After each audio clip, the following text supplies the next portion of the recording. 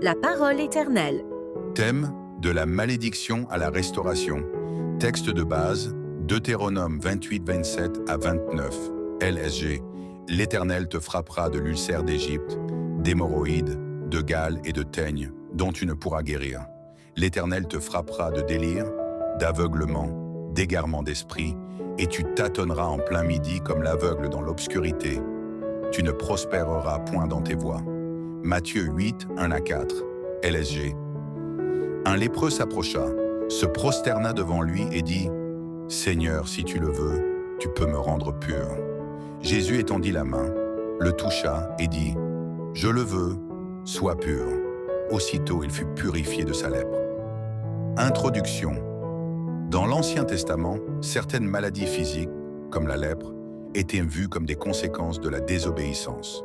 Dans Deutéronome 28, Dieu avertit Israël des malédictions qui viendraient s'il rejette ses commandements.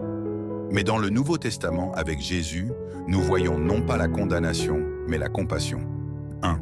La lèpre, un symbole de la malédiction et du rejet. Dans Deutéronome 28, Dieu parle de malédictions graves, incluant des maladies incurables, l'aveuglement spirituel et la désorientation.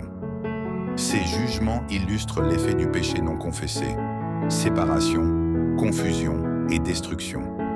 La lèpre en particulier était plus qu'une maladie, c'était un symbole de malédiction. Le lépreux était isolé, exclu du camp, interdit d'accès à la maison de Dieu. Il n'avait plus de vie sociale ni spirituelle. C'était la honte publique. Le péché agit de la même façon. Il ronge lentement, détruit la communion avec Dieu et nous isole. Deuxième Jésus, la fin de la malédiction. Mais alors arrive Matthieu 8. Un lépreux condamné par la loi, exclu par la société, ose s'approcher de Jésus. Et il dit une chose puissante. « Si tu le veux, tu peux me rendre pur. » Il reconnaît que Jésus a le pouvoir, mais il s'interroge sur sa volonté. Et Jésus répond immédiatement. « Je le veux, sois pur. » Il touche l'intouchable. Il guérit celui que la loi rejetait. Il Abonnez-vous à rétablit celui notre qui chaîne vivait sous une YouTube pour malédiction. ne rien rater. Troisième, la grâce dépasse la loi.